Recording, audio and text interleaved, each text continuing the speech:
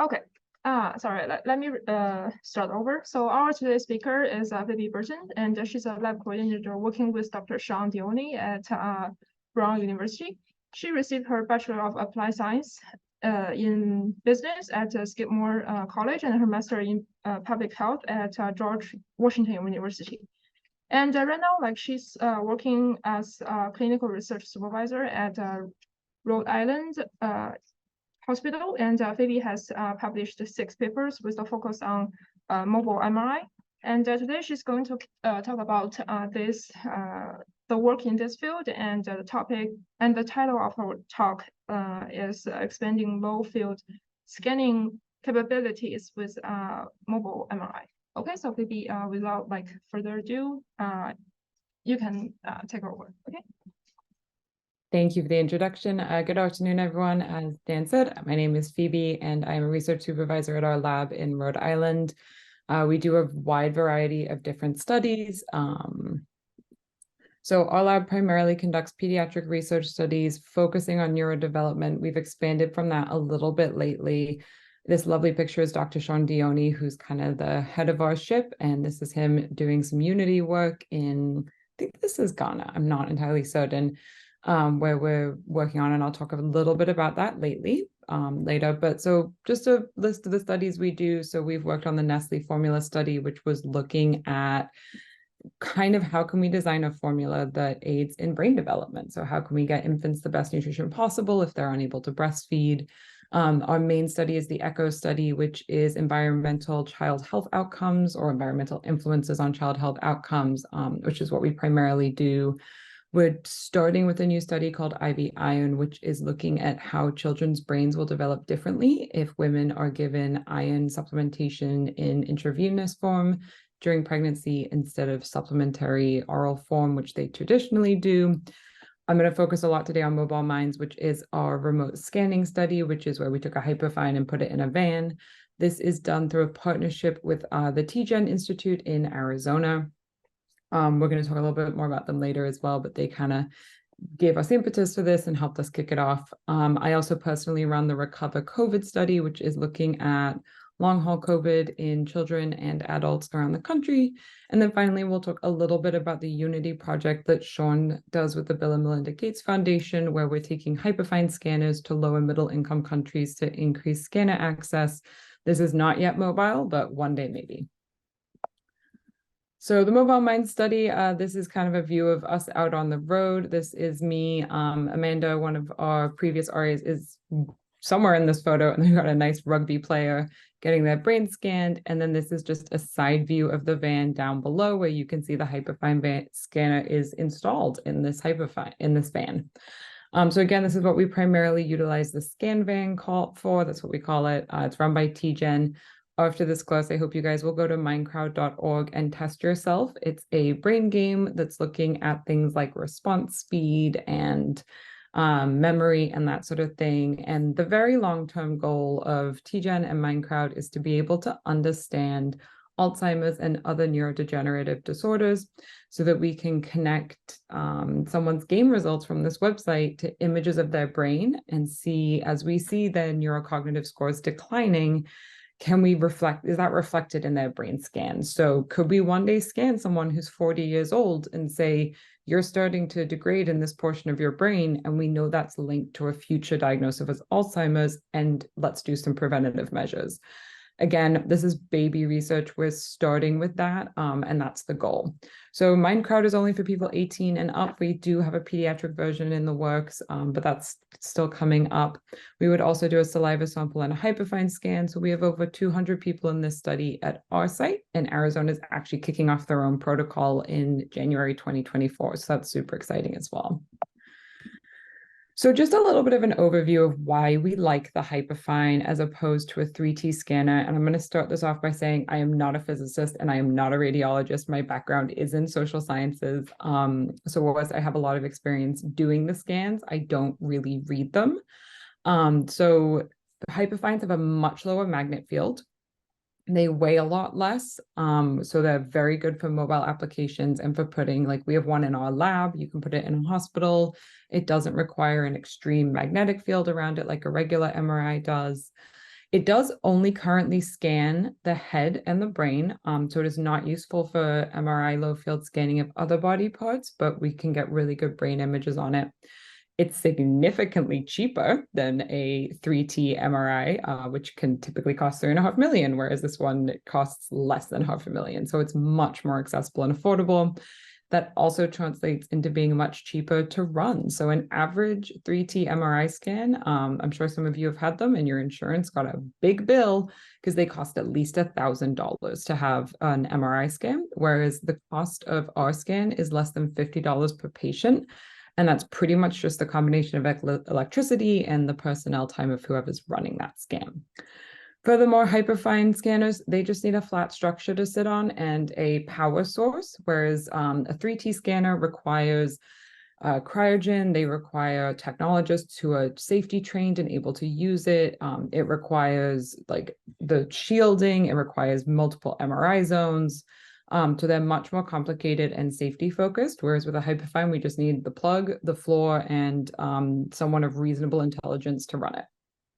Finally, hyperfines require a lot less power. So we literally plug ours into an outlet that you would plug your computer charger into. It requires as much power as a coffee machine, whereas the power requirement for a proper full-blown MRI is as much as Sean put together a nuclear first attack submarine. So hyperfines are just a lot more accessible, a lot more affordable.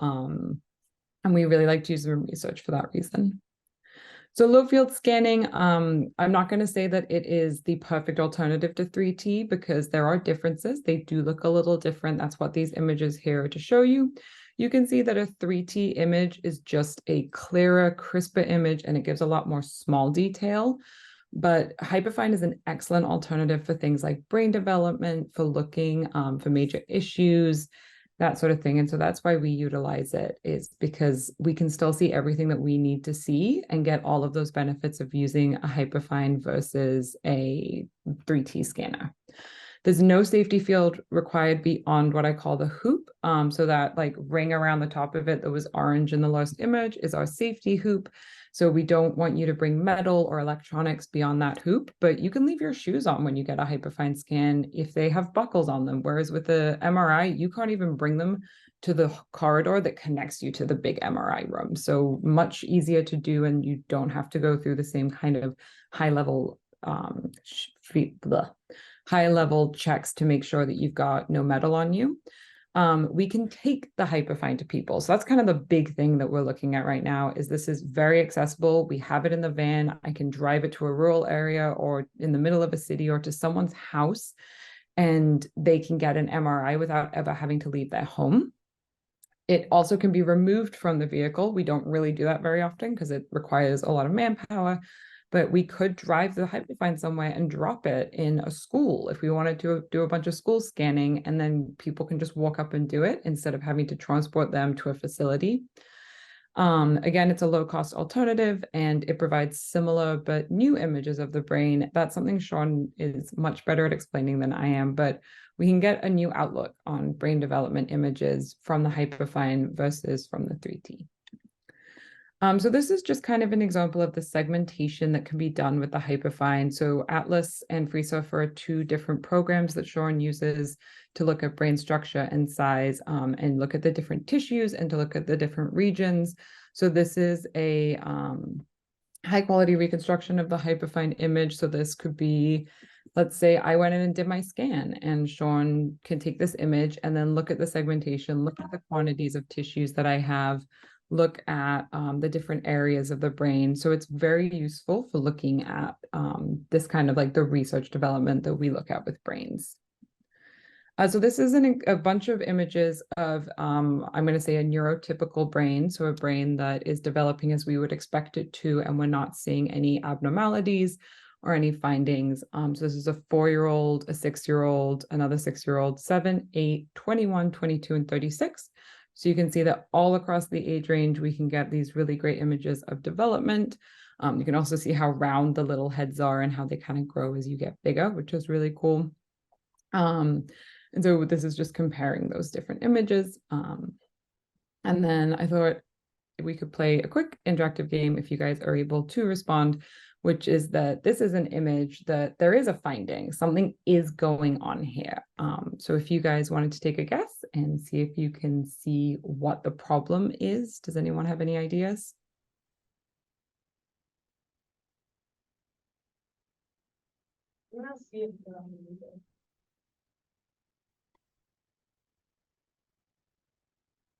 Yep. Anyone have a guess? Know things about what the brain should look like? I can add this other image to make it a little easier if you guys need to see that.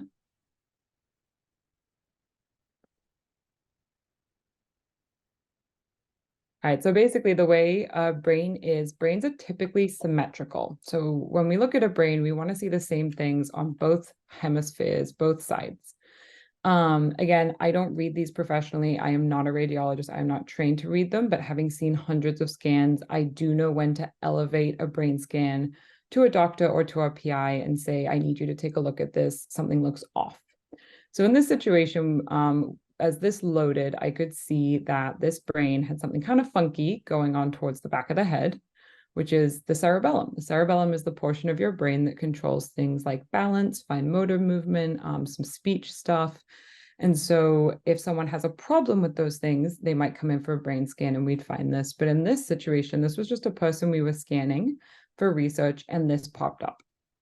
And so what's actually happening in this image is that this person is missing a portion of the left half of their cerebellum, which typically would translate to balance issues, coordination issues, stuttering, falling over, those sort of things.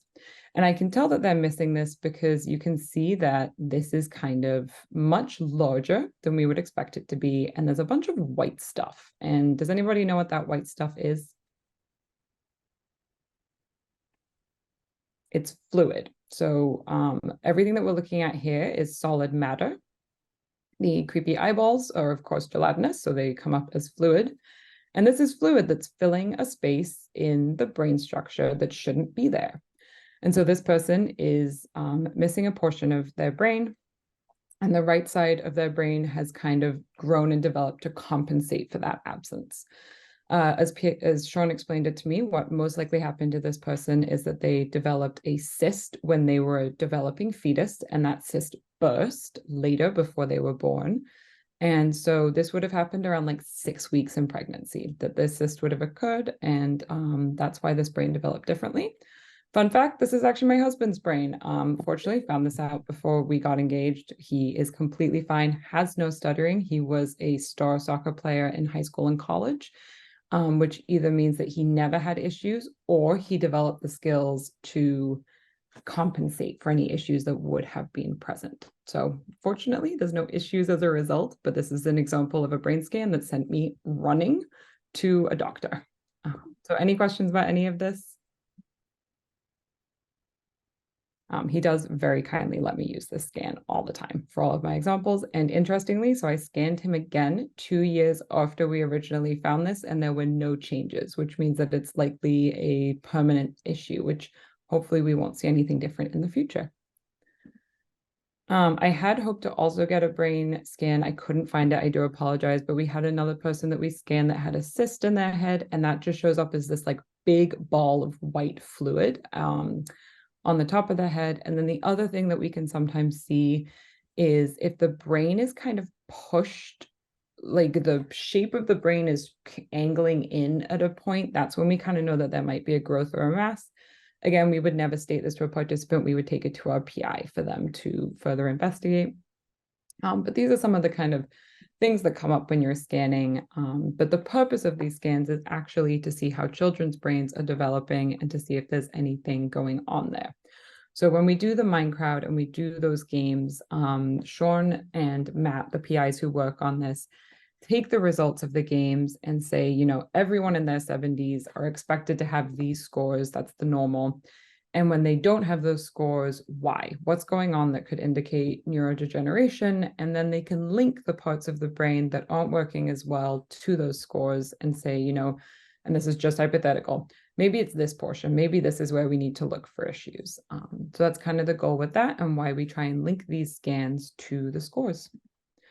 So the future of mobile scanning is, of course, taking it on the road. So right now, our primary vehicle is that van. That was the prototype, but we're moving up in the world, working on building this RV into a scanning machine. This is what's called a toy hauler. So people who aren't doing this for science get to put like snowmobiles and RVs and ATVs into the back here and go out into the world and play with their toys. We converted it into a hyperfine storage area. So our toy is that MRI machine, and it would be built into this toy hauler. And then the rest of this RV space could be used for biospecimen storage, for doing neuro exams on kids and adults, having them do those iPad games, and also for staff who are sent out into the world to do these scans to actually like sleep in the RV if we're taking it to a rural area or to a place that's just too far to commute to every day. Arizona is also working on building a trailer version. This is a really good model because it hooks up to a Ford F-250, and then you can drop the scanner, and you can drop this in, say, like a Target parking lot for 3 weeks and every day host scanning sessions.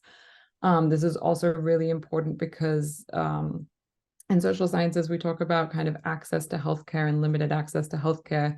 So low-income communities that may not have transportation, can't take time off of work, rural communities who are not going to drive 3 hours to our lab to get a brain scan.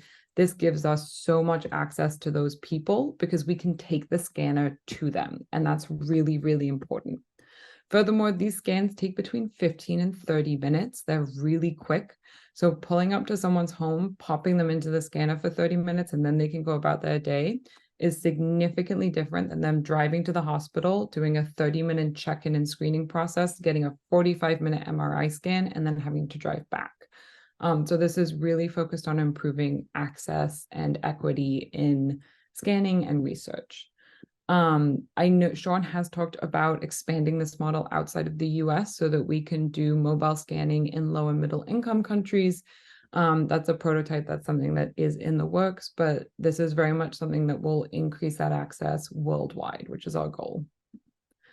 So we also are using it to improve research. So this is the paper that was introduced in the beginning that Sean wrote on the development of mobile low field MRI scanners. So basically just saying, we did this, this is feasible, you can take a hyperfine and it can go on the road. They're looking into cognitive trends as we age. So seeing kind of like how our abilities change as we get older. And what Sean has found is that as we see these things go down as we age, you can see those changes reflected in the brain structure. So you can see that this 80-year-old brain is a bit fuzzier than this 50-year-old brain. And Sean is using that to pinpoint exactly which parts of the brain age and how that impacts our cognitive abilities. So not just saying like, we know this is happening, but saying this specific part of the brain is deteriorating due to age, and how are we going to tackle that? And then finally, this is just super cool. This is something Sean did, and then a fantastic research assistant in our lab furthered that protocol to 3D print brains. So you can hop in the hyperfine scanner and get a 20-minute scan.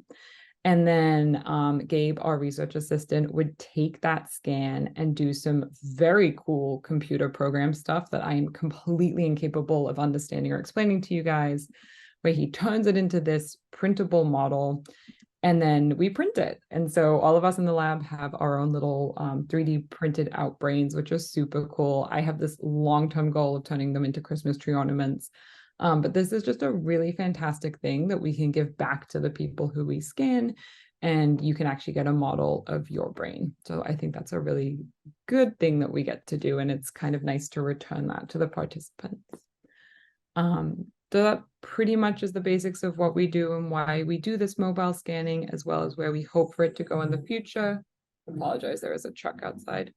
I do really encourage you all to take the Minecraft test at some point. Take it in a quiet room without your boss sitting directly next to you making comments the entire time would be my recommendation. It takes about 15-20 minutes. You'll get your scores. You also can check off the button that says that you would be interested in doing more research if it comes to your area. So if we ever bring a mobile scanner to your area, you would get a notification. This is our lab website. If you just want to take a look at like the general stuff we do, you have my organizational email if you want to reach out if you have any questions. And then this is just the link to that article about mobile scanning. But that is it. And I'm happy to take any questions if anyone has any.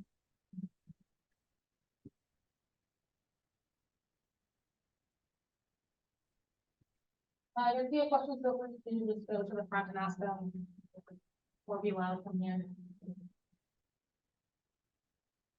Don't worry, I'll stop the questions. Hey, Phoebe, thank you for the great talk.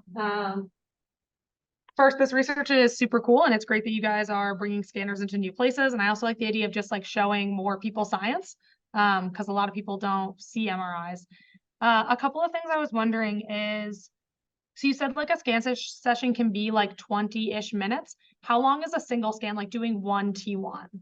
It's about 6 minutes. 6? Okay, cool. So not super different than like doing a 3T, like high-res T1 in like a stationary scanner.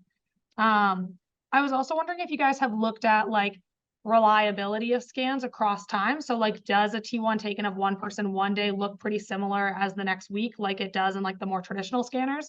Or is there more noise that you get from using the lower field? That's a great question. As far as I understand, we actually haven't done a lot of like longitudinal repeat scans. We're more looking at children like 3 months, 6 months, 3 years, 4 years, so over time. I will say it's much easier to get noise with a hyperfine scanner. Like if someone's holding an iPad too close, if someone wore earrings and forgot about it, if someone sneezes in the scan, we struggle with noise in the hyperfine scanner. Our goal is that someone falls asleep in there and doesn't move. That produces the best images. But no, we actually haven't tried doing it day by day. Interesting. Yeah, the sleeping thing is what we try and do. We try and scan little babies, and the goal is for them to be unconscious. That is what we prefer. We've done a lot of that. It is a challenging but rewarding venture. Yeah, I do imagine it's easier to like get a baby asleep in their own home and then walk them outside and put them in a scanner than to get them asleep like in a lab setting or something like that. Yeah, we traditionally would do like a neurodevelopment exam, like the Mullen exam, have the parent feed the baby, and between the two of those things, out. And then with the hyperfine, you just pop them right in. It's next door to the exam room. We found that to be the most effective strategy. But yeah, scanning in the pediatric MRI scanner at the hospital is a whole different game. Yeah. And then the last question I had is there any talk of someday this will be able to do functional MRI, or does that feel pretty far away? I don't know. To me, it feels far away because I've never gotten involved in that, but I'm sure that I know that they are working on changes to this scanner that are light years ahead of what we're currently doing with it all the time. So I'm sure they'll look at that, but as of right now, I don't think that's a focus. When I first emailed Sean, he had said like, yeah, like we're going to be able to do functional someday. And I wasn't sure if it was like, someday we will do this or someday we will do this. And it's talked about enough that like other lab members are hearing about it. But it would be cool if it could someday. Yeah, I think that's definitely a goal. I don't think someday is next year too. Yeah. Reasonable. Other questions? Yeah, Dan, go ahead.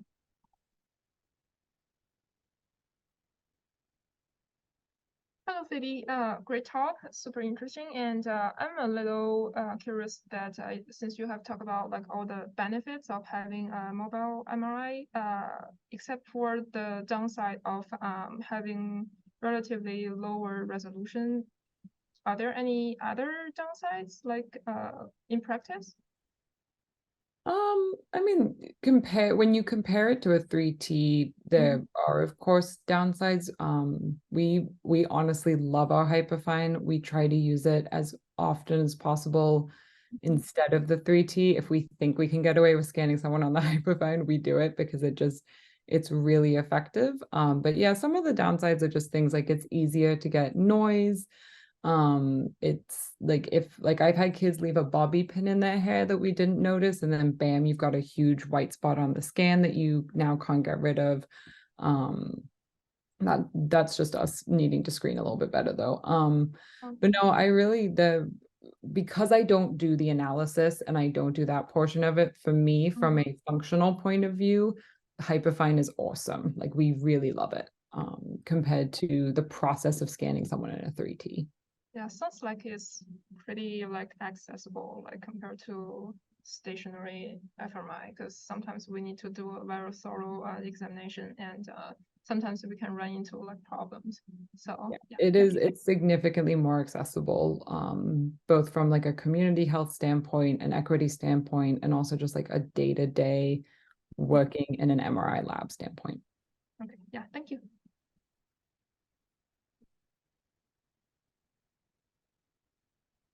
Hello, it's a super cool talk. I have two questions. One is more practical.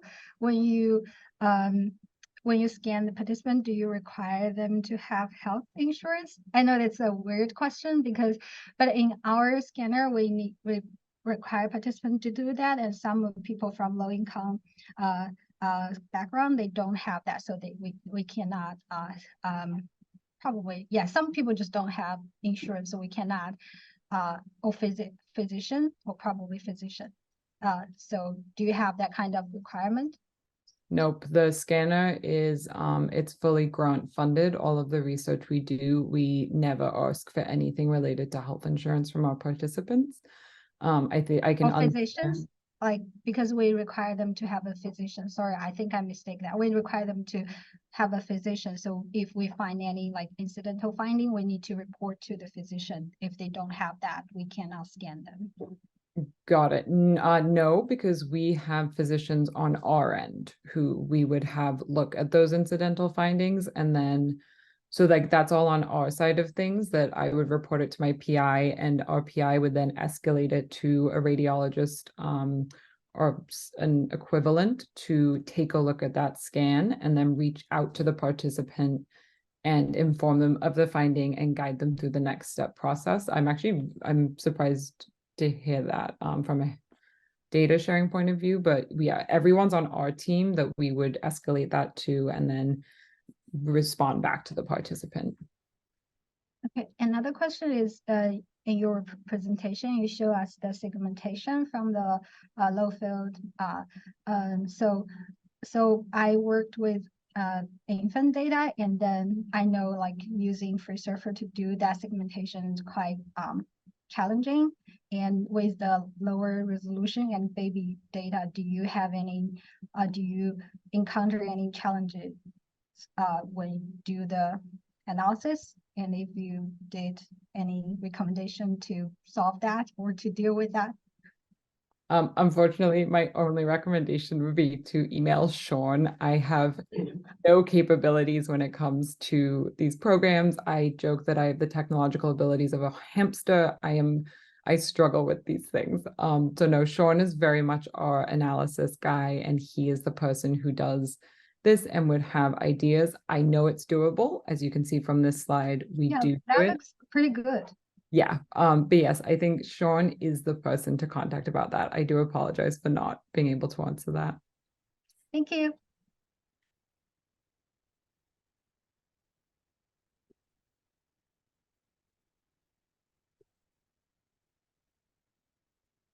Thank you, Vim, for the wonderful talk. I'm curious about, so for our static scanner 3T, I think daily they do like a calibration check, like first thing in the morning, various checks to make sure things are consistent. And I'm wondering if you guys do a similar thing, and like what it looks like, how long that takes, and do you have to do it, do you just do it once per day, or whenever, if you're going to multiple places throughout the day, every time you stop, you have to do your check before you start scanning people? Yeah, so for our in-lab Hyperfine, we're using it so frequently that we don't tend to need to, but it's very easy to just pop a phantom or a research assistant in to run a test scan. When we are doing the mobile scanning in the van, yes, I always have people run a test scan. Typically it's actually just on a staff member, because that, with the van being so tight, we don't want to carry a phantom around in there as well. But we do try and do a quality control scan. Primarily, it's just to make sure that the scanner is happy and hasn't been jostled around whilst it's in motion. Also, I'm sure you guys know that temperature affects scan quality. So super hot temperatures or super cold temperatures will affect how well the images come up. And if it's too cold, the scanner actually won't run. So part of that quality control is actually just making sure that everything's in a happy place. We can connect the Wi-Fi, images are uploading, and then yes, that the images are the best quality they can be. Given living in New England, temperatures do tend to fluctuate a lot throughout the year and even like throughout the day. So always a good idea to do a QC scan. I generally recommend that. And we don't tend to do a closeout QC scan at the end of the day. We just keep an eye on the scans as we're doing them, if we're doing a large session, and just make sure that each one is coming through clearly and without any issues. Awesome. Thank you.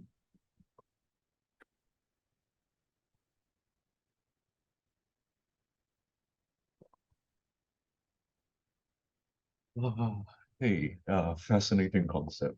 Two quick questions. One, how would you guys deal with like things like motion, for example, if you're like scanning on the back of a van, presumably that might be a bit of a challenge. And secondly, and this might be a weird question, but like how big are the data that's coming out of this, like in terms of like size compared to say like a regular 3T scan? So one for motion, we don't scan whilst we're driving. I was just like, Of does course. say that the van does have to be parked before course, yeah. the scans happen. So when I say motion, I mean motion from the participant. So if you've ever tried to scan a child, you will know that they have a lot of trouble lying down, as do some adults.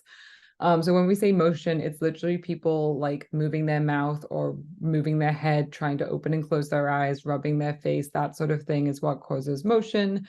And motion just kind of looks like radiating lines, like it kind of looks like the image is vibrating. Yeah.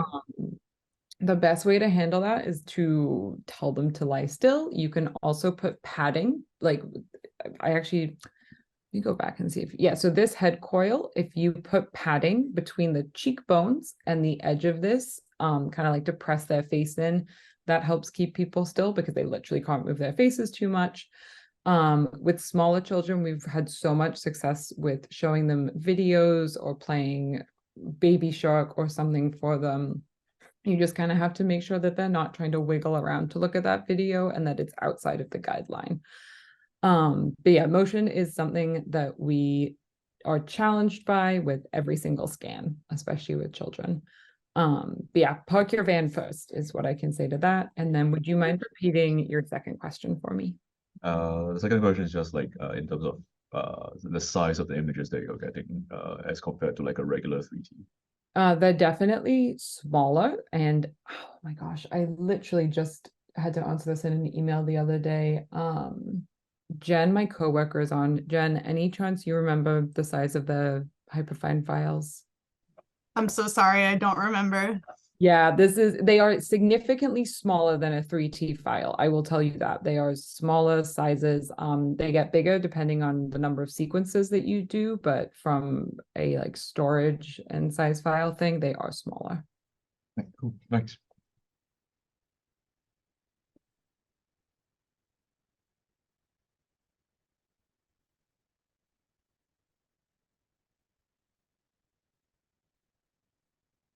Yeah, Phoebe, a quick follow-up to that one. What voxel sizes do you guys use? I have absolutely no idea. I'm sorry. That's okay. I can Jen. easily click on that paper and see it. I was just curious. Yeah. Okay. I don't know. Jen or Caroline who are on this have any idea? If they are silent, I will assume not, but I apologize. Great. That's okay. These are all Sean questions. Yeah, these no. are all Sean questions. Okay, any other questions from the group? Great. All right. Thank you for the talk, Phoebe. This was great. Really cool to learn about this stuff, and we're excited to have Sean come out. I think he's coming to OSU in February, so it'll be cool to meet him and learn a little bit more. But yeah, thank you for your time. We appreciate it. Thank you all. Yeah, write down your questions for when he gets there, because he'll know. But thank you for having me. It was lovely to meet you all. Yeah. See you later. Bye.